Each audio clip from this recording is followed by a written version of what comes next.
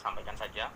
Kalau Yudas sudah ditentukan untuk binasa, mengapa Yesus masih berdoa dan memilih Yudas untuk menjadi murid yang dipilih?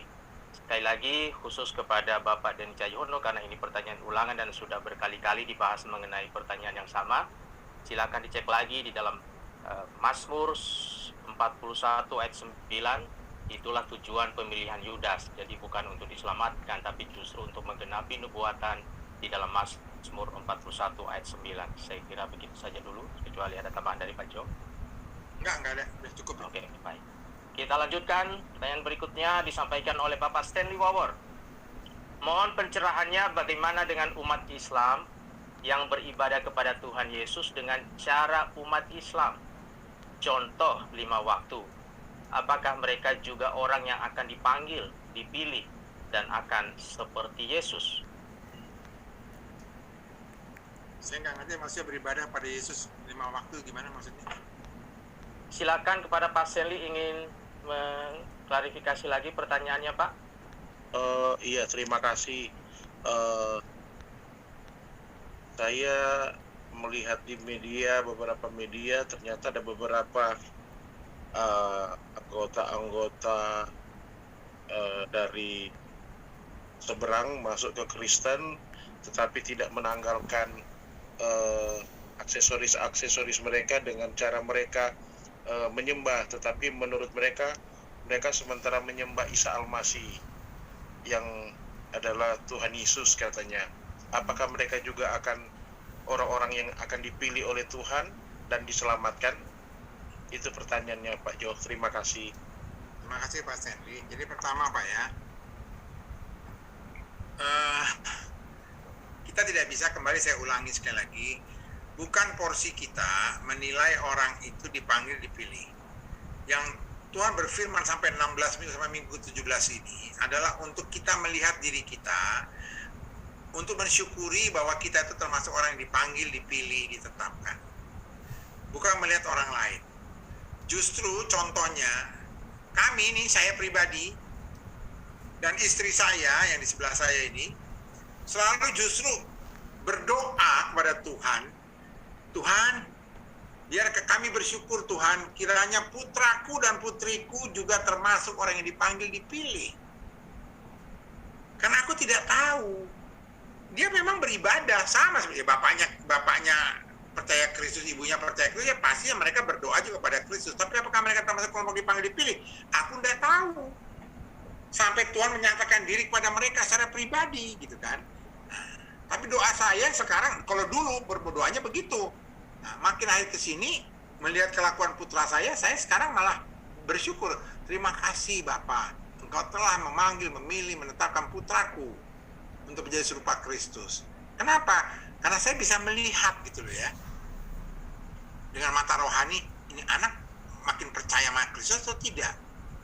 Atau masih kayak anak zaman sekarang gitu kan? Masih nah. Tapi saya tidak dalam posisi menilai orang itu. Ya.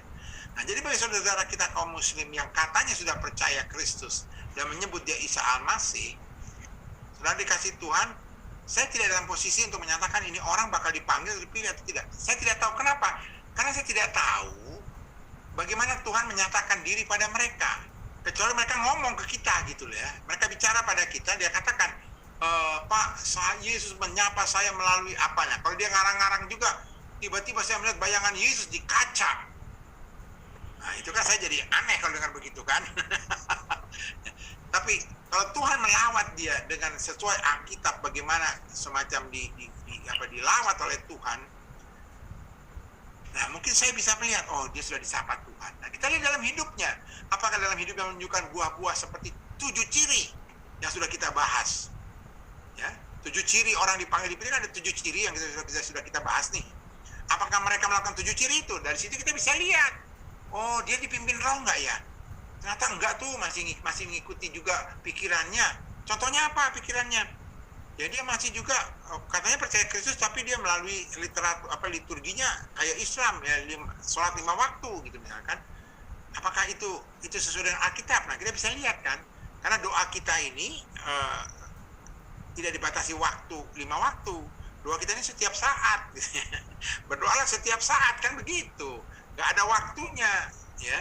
Nah, kita bisa lihat kan yang mana yang alkitabiah atau tidak, dipimpin oleh Roh atau tidak. Apakah saya taat akan firman Tuhan? Apakah saya menunjukkan kasih dan sebagainya? Ada 7 ciri yang sudah kita bahas. Kalau mengikuti ciri itu, kita bisa baru melihat, oh ini nampaknya ini orang-orang ini memang dipanggil dipilih. Nah, kita lihat dia bertumbuh atau tidak. Tapi yang paling penting bukan mereka, Pak. Yang paling penting itu kita. Apakah kita bertumbuh atau tidak? Menjadi serupa Kristus, gitu loh. Itu yang paling penting. Jangan kita sibuk menilai orang, aduh, ternyata ini orang begini-begini. Makanya Rasul Paulus berkata, jangan-jangan aku sendiri malah nggak selamat karena sibuk-sibuk keluar, dirinya sendiri nggak diperhatikan, kan? Ya, sibuk ke sana. Perhatikan juga diri kita. Makanya Rasul Paulus mengingatkan berkali-kali supaya kita juga awasi dirimu dan pengajaranmu. Awasi kita, jangan dulu orang lain, kita dulu. Kita terlalu banyak mengawasi orang lain, kita nggak lalai mengawasi diri sendiri, jadi kita kejeblos coba. Nanti orang-orang yang diselamatkan lah, dadah, Bapak, terima kasih Pak ya, Bapak yang beri Injil pada saya, sehingga saya percaya saya bertumbuh seperti Kristus. Tapi kenapa Bapak masih minum, masih juga makan susu ya? Bapak ketinggalan belakang, nggak enak begitu kan? Sibuk kita mengajari anak SD kita ajari, belajar. Dia menjadi profesor doktor, kita hanya lulusan SMA terus gitu kan, repot kalau begitu. Nah, jadi kita juga Pak Stanley, tolong kita juga mengawasi diri kita. Ya, itu paling utama itu dulu. Karena kita yang akan dipakai Tuhan untuk pergi menjadikan semua bangsa murid. Pergi memberitakan Injil. Itu tugas kita. Nah, sebab itu kita perhatikan dulu diri kita. Bagaimana orang diselamatkan itu urusannya Tuhan. Ya, karena Tuhan sudah menentukan siapa saja yang mau diselamatkan. Kalau saya bertemu dengan orang-orang yang dipanggil dipilih, yang diselamatkan seperti kita dalam Zoom ini, saya bersuka cita. Karena ternyata Pak Stanley itu bagian tubuh Kristus. Sesama tubuh Kristus saling bertemu. Si jempol berseru, ternyata kau kelingkingnya. Gitu loh. Ya. Kan kalau kelingkingnya nggak, kalau kita jempol sendirian, nggak ada jari yang 4, kan cacat namanya. Tapi saya ketemu telunjuk, ketemu jari tengah, ketemu jari manis, ketemu kelingking, lengkaplah kita. Maka kita akan bersuka cita. Mudah-mudahan ini menjawab Pak Stanley. Iya, sangat menjawab Pak. Terima kasih, Tuhan berkati. Terima kasih Pak. Kita lanjut ke pertanyaan terakhir melalui chat.